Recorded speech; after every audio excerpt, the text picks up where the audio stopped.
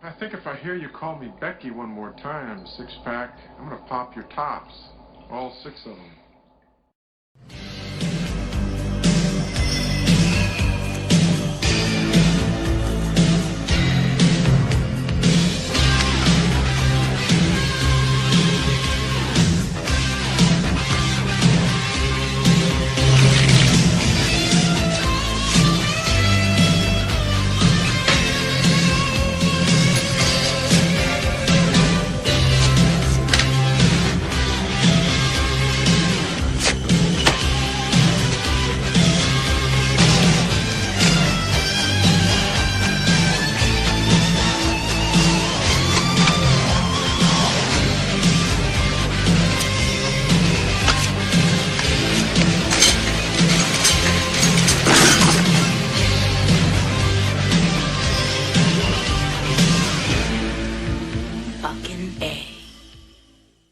Hey, this is Matt once again. Welcome back to another review, and this is another review for Andrew Chilton, and that's for the film Run, Lola Run.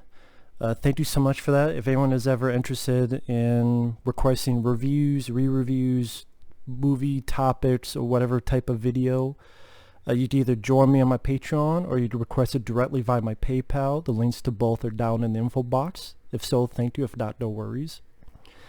But Run, Lola Run, this is a film I had heard of for the longest time, but just never got around to seeing it just because. And watching it, I rather enjoyed this movie. I thought it was very energetic. I thought the soundtrack, the direction, Run fits well with the title because it just runs and it doesn't stop. And it's a short film, maybe like an hour and 20 minutes, if that. It's an interesting idea. There's certain, how do I describe the plot? Lola, beautiful lady. I'm not sure what this actress has gone on. I believe she was in some of the Bourne Identity movies.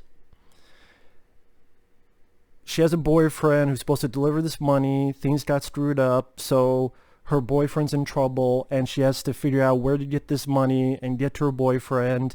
And I was almost going to say it's kind of like Groundhog Day, Happy Death Day, those kind of movies. It is, but it isn't, because we see this go-around of events about 3 times in the film, where it's trying to base it on chance versus fate, the ripple effect, the butterfly effect, that type of thing, where at the beginning of each one, in one she runs past the stairs, in one she trips over the stairs, and in one she leaps over this guy and his dog. It was interesting, each time that opening happens, this is really cool animation for each part of it. And I just love the style of this movie. There's a part where each character has a 360-degree picture taken, as if they were mud shots. And just the way it was, the style, and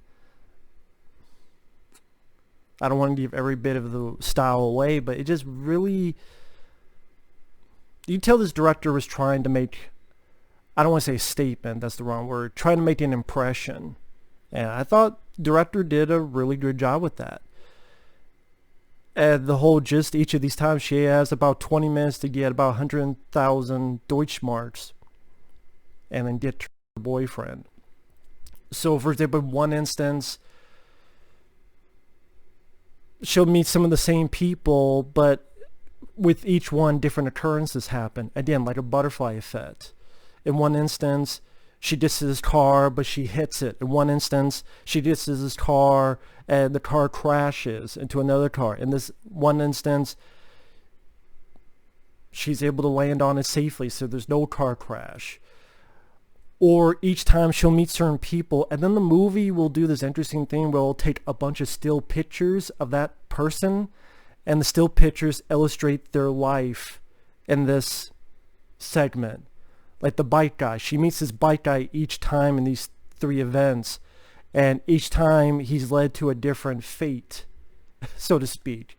So it is a nice way to establish, again, that butterfly effect, fate versus choice.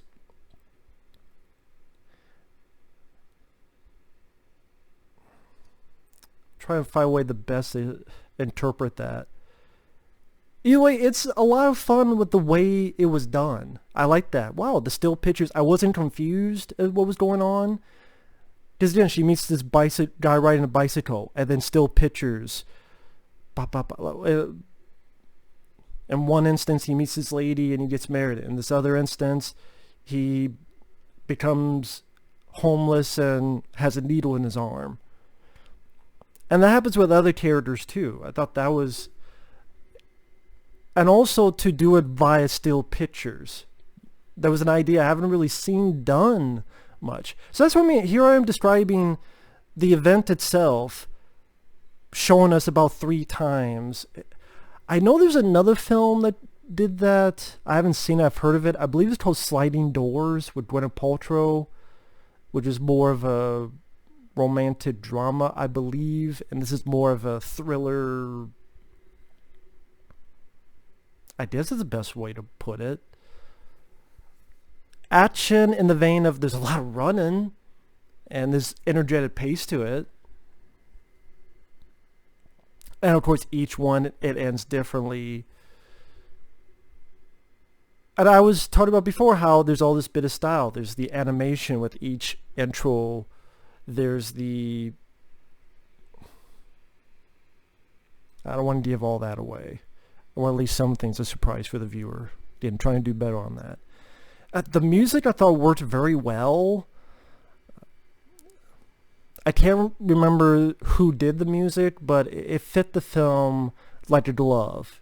It's a really solid soundtrack. It fits the energy of the pacing. I thought the actors did fine for what they had to do. It kept me interested to see what would happen next, and this time, oh shit, now what's going to happen for next time? But it's not that she remembers. This is not Edge of Tomorrow. It's not Groundhog Day. That's what I mean. It's like it, but it's not. It's pretty much showing 3 instances where it begins the same way, but because of one little change, how each 3 will result in something different. Yeah, I found that a neat concept, a neat idea. And then more into spoilers, starting now. I thought it was interesting how, for example, based on each one, based on what happens, there's one instance where she finds out that her dad's cheating on her mom. There's one instance where she doesn't find out. There's an instance, again, spoiler alert, in one ending, there's her boyfriend getting killed. In one ending, there's her getting killed. And then in the last one, things work out in the end.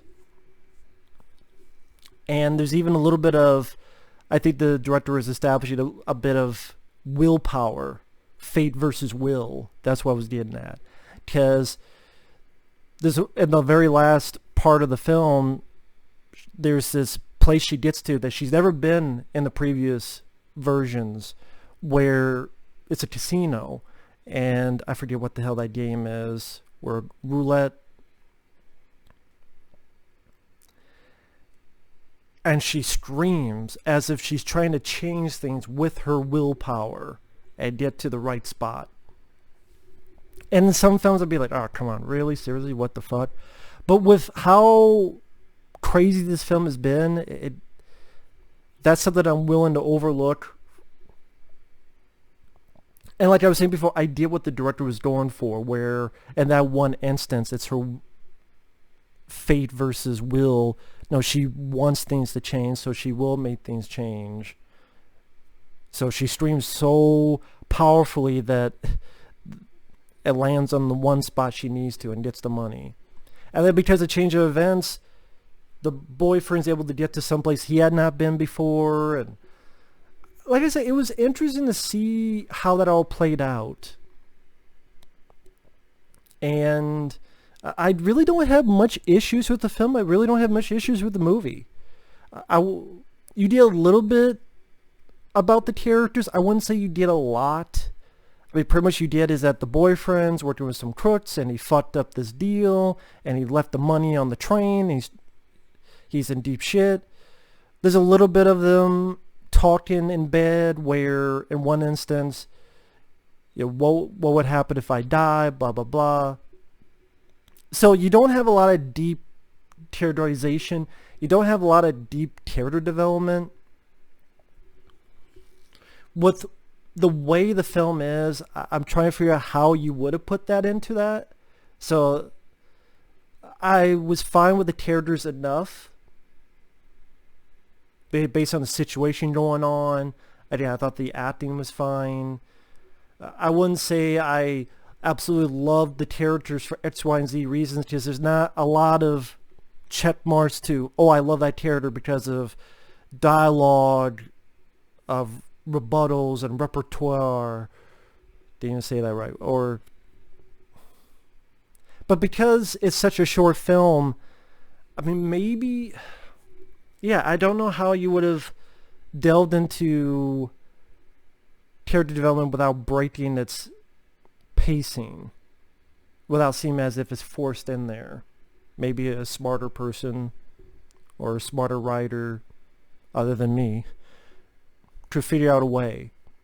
It's not a big deal, but just something I noticed.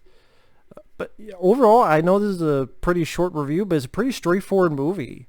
And I would say if you like energetic, fast-paced movies that have a lot of style to them, that's a little bit different from the beaten path. What do you mean beaten path? I mean, certain things are beaten to death. And granted, there's some ideas that are beaten to death that I can enjoy if I have fun enough time with it, but it was interesting to see something a bit unique with the idea. I keep mentioning the pacing and the energy and the style. It was a lot of fun. It was a lot of fun to witness, and then the music fits the movie quite well. Then the lead lady, I thought she did fun what she had to do, and she was nice to look at as well. If you've never seen Run, Lola Run, I easily recommend it. I was quite surprised by it. I mean, I know it got a lot of good reviews, but to me, a film, just because it gets good reviews doesn't mean I'm going to like it. There are many films that get praised I love.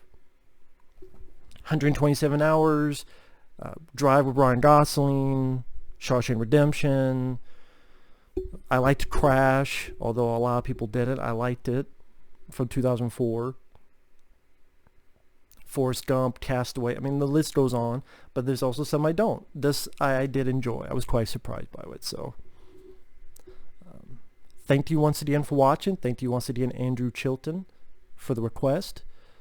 Thanks for watching. Take care, and we will see you in the next video. Later.